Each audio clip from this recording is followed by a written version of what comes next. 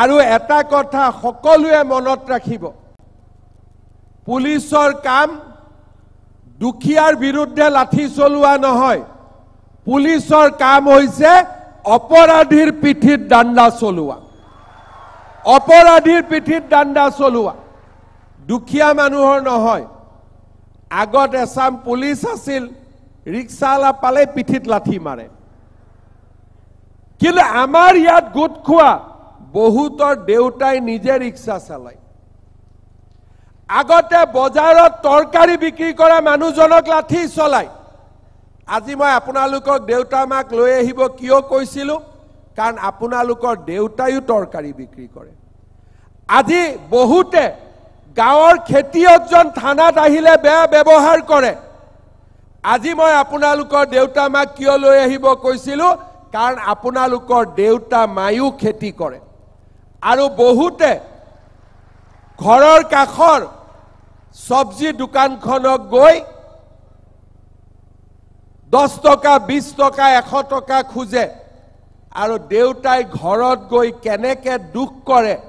তাক আপোনালোকে নিজে বুজে আজি আপোনালোকৰ দেউতাজন ইয়াত সাক্ষী হৈ আছে আমি কাৰ ঔৰসত জন্মিছো দুখীয়া দৰিদ্ৰ মধ্যবিত্ত পৰিয়ালত আজি অসমত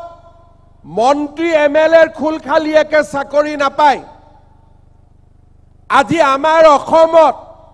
মন্ত্ৰী এমএলএৰ ল'ৰা ছোৱালীয়ে চাকৰি নাপায় আজি আমাৰ অসমত ৰিক্সা চালকৰ ল'ৰা তৰকাৰী বেপাৰী ল'ৰা ঠেলা চালকৰ ল'ৰা কৃষকৰ ল'ৰাই আজি চৰকাৰী চাকৰি পায় আমাৰ দায়িত্ব যিখন সমাজৰ পৰা আহিছো যিখন সমাজৰ লগত দৰিদ্ৰতাৰ সৈতে যুঁজি 3 বছৰ কষ্ট কৰি আমি আজি পুলিচ হ'ব পাৰিছো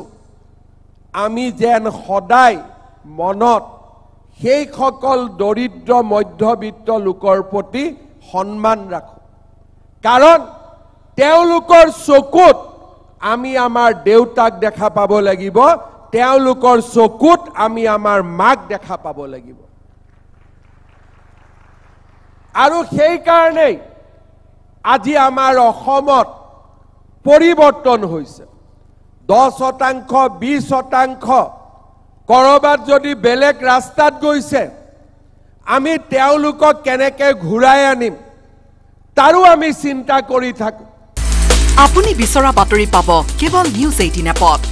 নিউজ 18 এপ ডাউনলোড কৰিবলৈ স্ক্যান কৰক এই QR কোড গুগল প্লে ষ্টৰতো পাব এই নিউজ 18 এপ